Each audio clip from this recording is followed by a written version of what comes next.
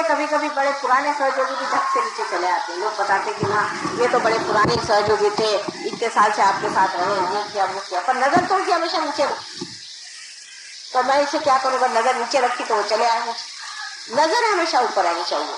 अब इसे भी फल को देखना है तो नजर आती, इनकी भी नजर, इन सब की नजर ऊपर, क्योंकि बगैर नजर ऊपर किए हुए वो जानते ना हमें सूर्य को पा सकते हैं, न ये कार्य हो सकता है, न तो हम श्रीफल बना।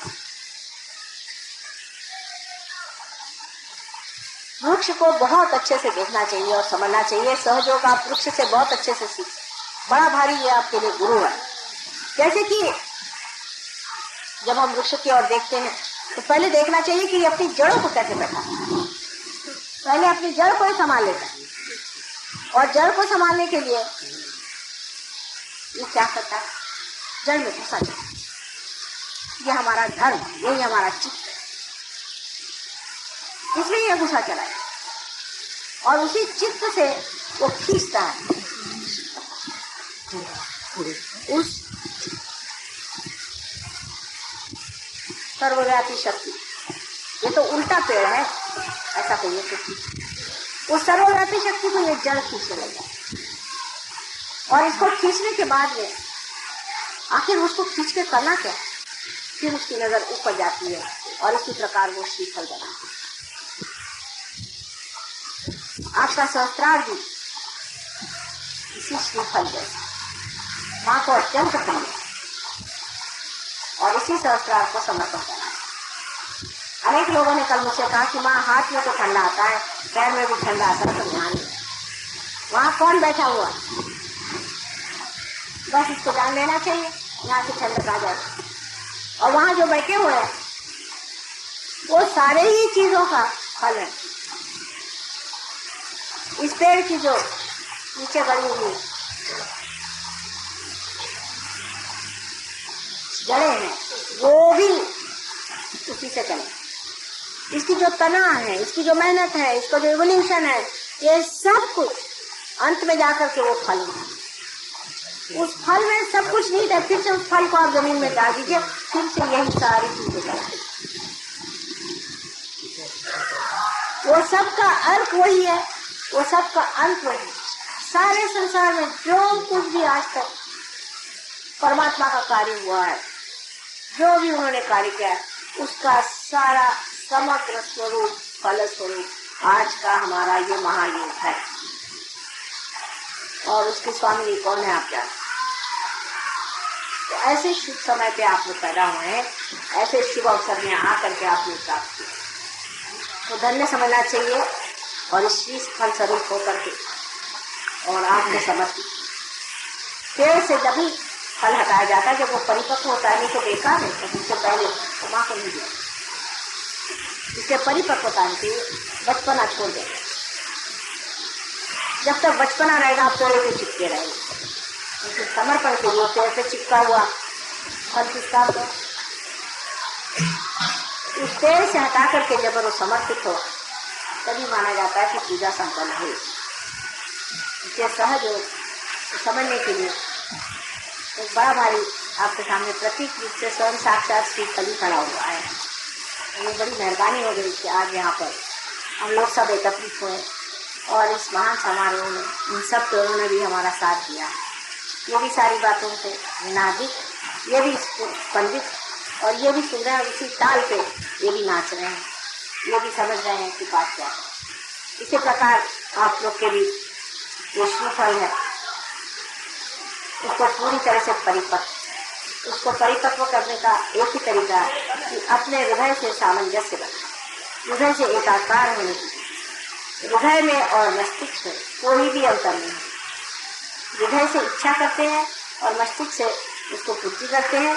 दोनों चीज जब एकाकार हो जाएगी तभी आपको उसका पूरा लाभ। अब सर्वसाधारण लोगों के लिए सहयोग एक बड़ी सीक्रेट बात है, उनकी समझ नहीं आएगी, क्योंकि उनका जीवन ही रोजमर्रा का इसी लेवल पर, उसी इसके चलते। लेकिन आपका लेवल अलग, आप अपने लेवल से नहीं। दूसरों की ओर अधिकतर जब आप देखते हैं तो दया देखिए, क्योंकि ये बेचारे क्या, इनका क्या हो, कहाँ जाए कि समझ गया था, इनकी गति क्या।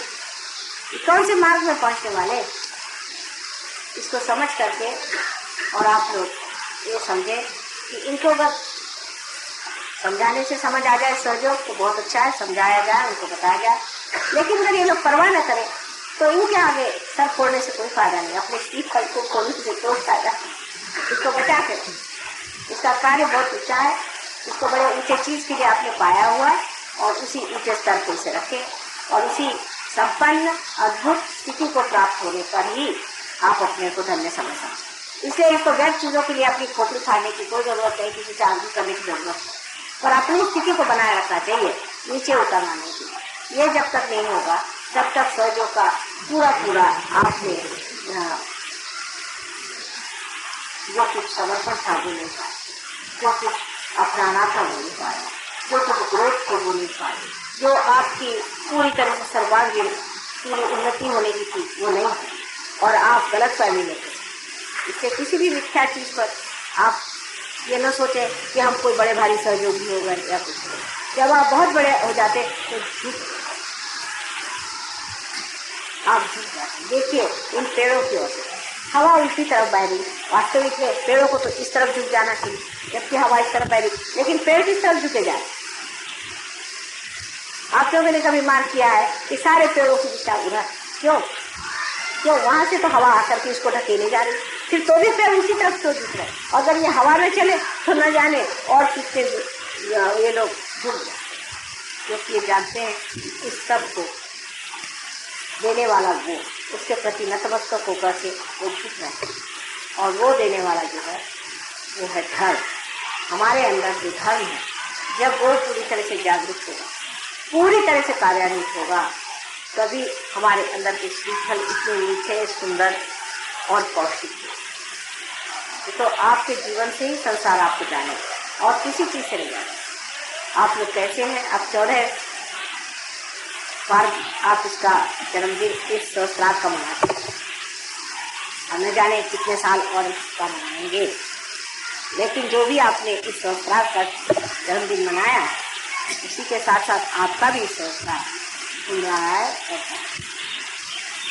कोई भी तरह का कॉम्प्रोमाइज करना, कोई भी तरह के बातों में अपने को भीग दे देना सहयोगों को शोभा नहीं। जो आदमी सहयोगी है उसको अत्यंत वीरश्री पूर्ण अपना मार्ग आगे बढ़ाना चाहिए। कितनी भी रुकावट है, घर वाले हैं, फैमिली वाले हैं, ये है वो है, तमाशे से कोई मतलब नहीं है, सब आपके हो चुका है। इस जन्म में आपको पाने का है और आपके पाने से औरों को पा गए तो उनका धनी है, उनका भाग्य है, नहीं पा गए तो क्या आप क्या उनको अपने हाथ में पकड़ के ऊपर ले जाएंगे? ये तो ऐसा हो कि आप समुद्र में जाए और अपने पैर में बड़े बड़े पत्थर जोड़ लें और कहे कि भाई समुद्र देखो मुझे तुम तैरा के ले जाओ। समुद्र कहेगा भाई ये पत्थर तो छोड़ो पहले पैर के, नहीं तो कैसे ले जाऊंगा मैं? पैर में बड़े बड़े आपने लोड़ बांध दिए तो उनको कटवाई देना अच्छा है, और नहीं कटवा सकते तो कम से कम ये करो, क्योंकि और ऐसे ही की बाधाएं हैं और ये फालतू की बाधाएं लगा लेने से भी कोई फायदा नहीं। इस तरह से ये पेड़ देखिए इतना भारी फल, इसको खाए ऊपर इतना भारी होता है, फल के अंदर पानी होता है, इस फल को इसमें आपके ऊपर। इसी प्रकार आपको भी इस सर को उठाना और इस सर को उठाते वक्त याद रखना चाहिए इस सर को नतमस्तक होना चाहिए समुद्र की ओर। समुद्र जो है ये धर्म का है, उसको धर्म की ओर रखिए। बहुत से सहयोगी समझते ही नहीं है कि जब तक हम धर्म में पूरी तरह नहीं उतरते हम सहयोगी हो ही नहीं। हर एक तरह की गलतियां करते रहते हैं। जैसे बहुत से लोग हैं तंबाकू खाते हैं, सिगरेट पीते हैं, शराब पीते हैं, ये सब करते रहते हैं और फिर कहते हैं हमारे सहयोग में प्रगति नहीं। तो होगी कैसी? आप अपने ही क्या धो करके लगे।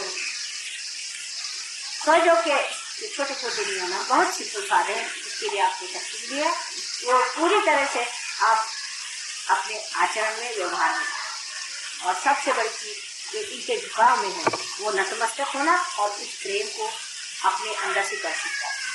जो कुछ आपने परमात्मा से पाया उस प्रेम को परमात्मा को समर्पित करते हुए याद रखना चाहिए कि सबके प्रति प्रेम। अंत में यही कहना चाहिए कि जिस मस्तिष्क में, जिस सहस्रार में प्रेम नहीं हो वहां हमारा वास नहीं। सिर्फ दिमाग में प्रेमी की बात आनी चाहिए कि प्रेम के लक्षण में क्या था। गहराई से सोचे तो मैं फिर वही कह रही हूँ कि दिल को कैसे हम प्रेम में ला सकते। यही सोचना चाहिए कि क्या मैं ये प्रेम में कर रहा हूँ, ये क्या प्रेम में बात हो रही है, सारी चीज मैं प्रेम में कर रहा हूँ, ये सब कुछ बोलना मेरा, करना डरना सब क्या प्रेम में हो रहा है।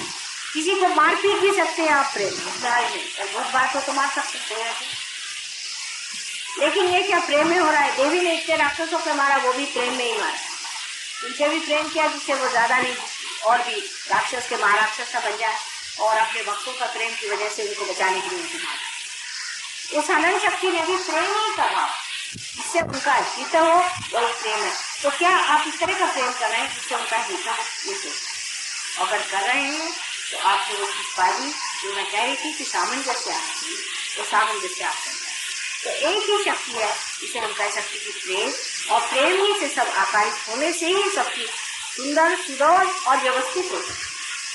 जो सिर्फ शुष्क विचार है उसमें कोई अर्थ नहीं, और शुष्क विचार तो आप जानते हैं वो सिर्फ अहंकार से आता है, और जो मन से आने वाली चीज है वो दूसरी ऊपर से जरूर ही उसको खूबसूरती ला देती है, लेकिन अंदर से खूबसूरती। इसलिए एक चीज गर्वी होती है लेकिन शुष्क होती है, दूसरी चीज सुंदर होती है लेकिन नीरस होती है। एक नीरस है तो दूसरी को, दोनों चीजों का सामंजस्य इस तरह से बैठ ही नहीं सकता क्योंकि एक दूसरे के विरोध है। लेकिन रियलाइजेशन के बाद में, सहयोग में आने के बाद में सारे विरोध टूट करके जो चीज विरोधात्मक लगती है वो ऐसा लगता है कि एक ही चीज के दो अंग, और ये आपके अंदर हो जाना चाहिए। लेकिन ये चीज घटित होगी तब हमें मानना पड़ेगा कि हमने अपने संसार का 14वां जन्मदिन पूरी तरह से परमात्मा आप सबको सुखी रखे, और इस शुभ अवसर पे हमारी ओर से और सारे देवता की ओर से, परमात्मा की ओर से आप सबको अनंत आशीर्वाद।